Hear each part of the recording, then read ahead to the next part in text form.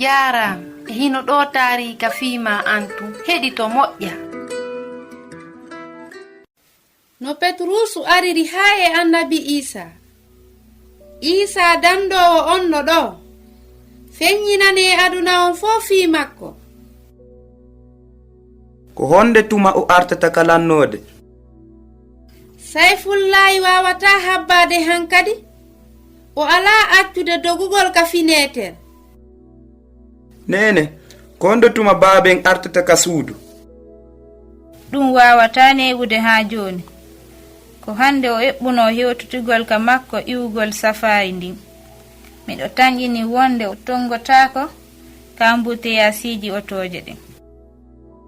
Si tawi o artoyay ton, yimɓe Israila ɓen no miiji suguɗum gila duuɓi neɓunoɗi. Ɓe habbike, ɓe tanƴinike wonde o artay ko neɓata.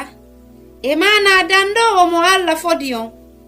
Wiyeteɗo on anda rawu wawata habbade hankadi. Himo habbori hawjere, on addowo kisiye on e ɓuttu ngun.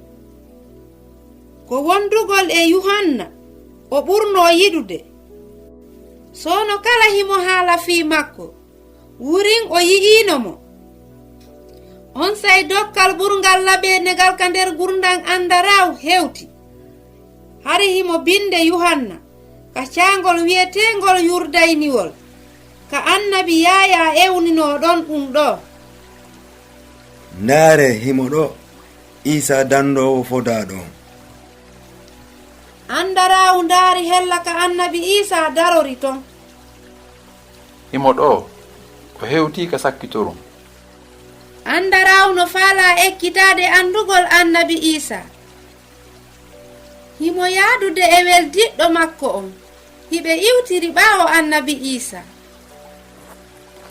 Annabi Isa no andi tigi ko hombo woni e ɗaɓɓitude e ko hombo faala andugol mo. O yiltiti, o landi ɗum ɗo. Ko hombo wonɗon e ɗaɓɓitude.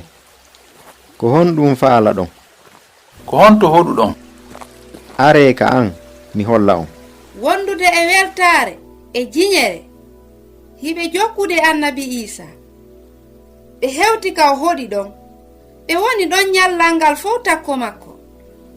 Wondugol e annabi Isa ko weltare ɓurde mawnude nden non. Hara hiɗa wondi e mayre? Andarawu no wawuno ewnade weltare. Ko joni o sifani goɗɗo fii nden nafoore labane nde o heɓi. Koya a feññin tu woni ko landaɗa. Hara ko hombo yewtuɗa fii annabi Isa hande? Andarawu fuɗɗori nene goto makko on. Sim'una mi yi'imo, mahin hiɗa haani ekkitade tun andugol fii makko. Jiñere nde andarawu wondi e mun nden ko raɓaynde.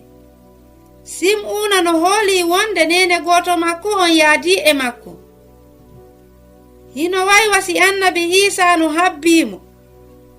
Annabi Isa andano hay ko honno wiyete. Ko a Sim'una, kono gila hande joni ko Petrus noddirteɗa. Ɗum ko inde heyre ni. Ɗum no firi wonde annabi Isa wattay mo aaden keso. Ko yiitugol annabi Isa jokkamo wattitata en. Ɗum okkoray en cuucal ko fii kanko ko o selluɗo finde. Ko Husaynatu wonno e yewtudema. Mi weltanike ma fii ko heɗitiɗa kon. Hiɗen e saayi.